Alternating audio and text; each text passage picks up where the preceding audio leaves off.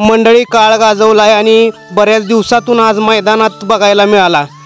तसा मी मैदानात आलो नाही, परंतु आमचा मित्र सुशील मैदानात आलेला आहे आणि त्यानं बऱ्याच दिवसातून तेजा दिसला आणि पटकन व्हिडिओ काढून पाठवला। एक काळ गाजवलाय बिनजोड असो किंवा बैलगाडी क्षेत्रात आणि खरोखर आता आज मैदानात बघायला भेटला। खरोखर बघून मनाला आनंद वाटला।